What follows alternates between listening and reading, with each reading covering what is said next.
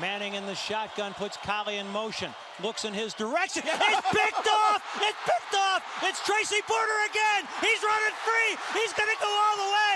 Hand outstretched! It is a Saint touchdown! 70 yards on the return! 70 yards on the return by Porter! He did it to Favre, and now he's done it to Manning! Hey guys, what's going on? This is my first sit-down video. I know Archer's done a couple today, but as you guys kind of, see the title, still kind of deciding what I wanted to make it, who's the most underrated team in football. Basically today I'm going to be going over the Dolphins. They, in my opinion, are the most underrated team, and you'll talk with somebody, they're not good. The Dolphins are a really good team. They're actually in the playoffs. They were to start today. They're 6-3, second in the division. They play the Bills another time, who are atop the, I think it's AFC East. I could be wrong. Could be a different AFC division. I'm not necessarily sure on the name, but they I know they're in the same one as the Bills, Jets, and Patriots. And so the Patriots haven't been particularly strong this year. The Jets have been awful, and the Bills, the Bills have looked really good. They almost beat the Cardinals this past weekend, in just an awesome game. And so I wanted to talk a little bit about the Dolphins. So the Dolphins, start off the season 1-3 with Fitzpatrick as a starting quarterback. I believe they won 2 games after that with Fitzpatrick starting, and then decided to roll kind of with Tua. So really fast, kind of when they had Fitzpatrick, they started off 1-3. I don't think anyone expected the Dolphins to be incredible this year. So, that was kind of up to standard. But once they won those 2 games in a row, I think they kind of started turning around on Thursday Night Football against the Jaguars. After that one, they've just been, kind of clicking on all cylinders. And even in one of their losses to Seattle, I thought they looked really good defensively. But, I kind of want to talk about the Dolphins a little bit today, and let's go ahead and get into it. So, to start the year, as I mentioned, Ryan Fitzpatrick's the starting quarterback. Obviously, that's the position with the biggest changes, but during the offseason, the Dolphins, I'm pretty sure, acquired both Xavier Howard and Byron Jones. I'm pretty sure Xavier Howard was already there, and then Byron Jones was signed. The Dolphins have 2 incredibly athletic corners that, honestly this year have been really good man coverage. And so one thing I've noticed while watching the Dolphins, this was something that I thought was, really bold, but has worked out for him so far. So Brian Flores is their head coach. He's more of a defensive-minded sort of guy. So the defense this year has played a lot of man. Is typically something NFL defenses tend to stray away from, but the Dolphins will do it. It feels like 3/4 of the game. They send a ton of pressure. If it's a team that's going to run the ball, they'll leave linebackers, kind of in there to fill the holes. And then once again, as I mentioned earlier, Russell Wilson, they're able to have 2 QB spies because they just play man with 1 safety over the top. And they've got some pretty big hitting safeties.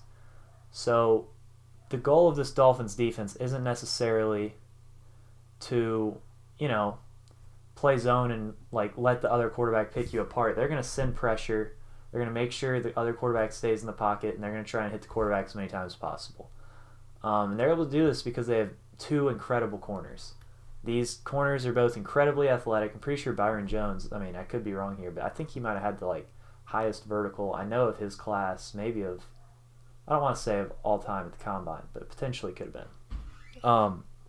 But this Dolphins defense leads the league in 3rd down stops.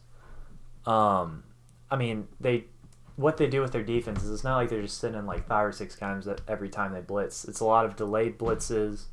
Guys will be coming out from different angles. Sometimes they'll bring a safety up to the line and send him. And this is just something you don't typically see. You'll occasionally see teams do this on a 3rd and long sort of thing, try and hit the quarterback quick.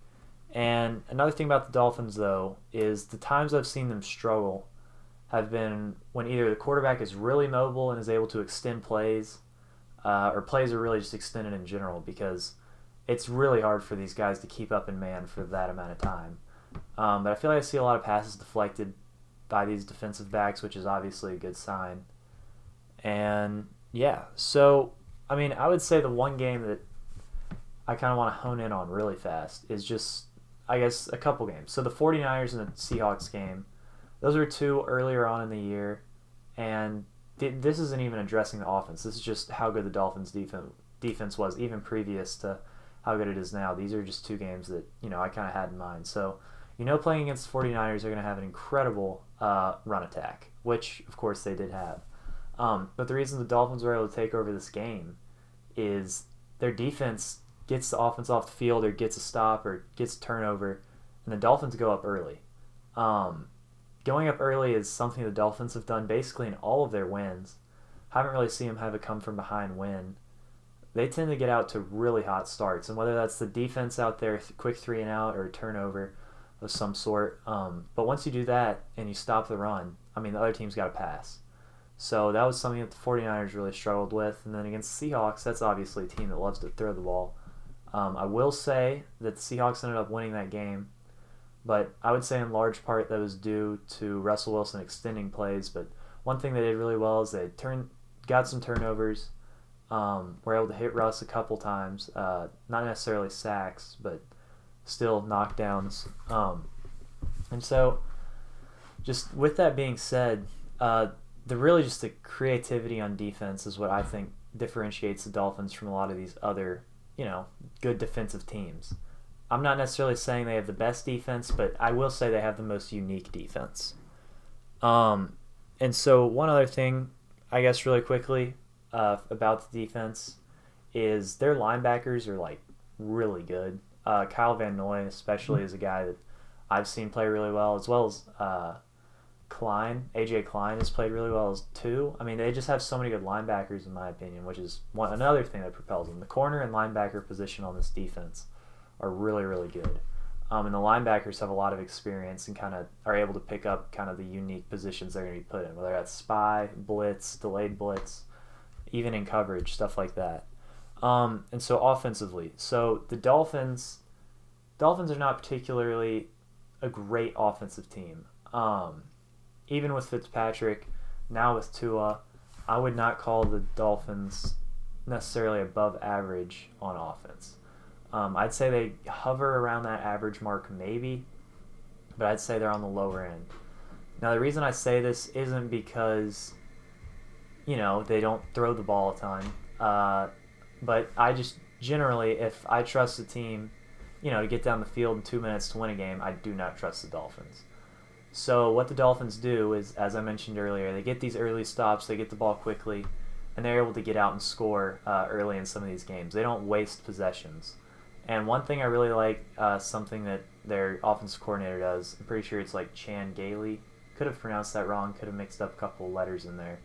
But he's really, really reliant on this run game, and that's how he solidifies the entire offense. The Dolphins, I think, are 12th in the league in sacks per game, and that number's gone down actually since Tua's come in at quarterback, as he gets the ball out quickly. So the Dolphins definitely have established the run game. I would say that's one thing that really helped, but in games where you kind of struggle to run the ball a little bit, one I guess was kind of against the Cardinals. Tua's not inept. They have Preston Williams, who's 6'5". Devontae Parker's incredible. I think he's one of the more underappreciated receivers in the NFL just because he's not putting up massive fantasy numbers. But they have a really good receiving core, of course, to help out Tua and some of these, and I guess Fitzpatrick as well when he was in there.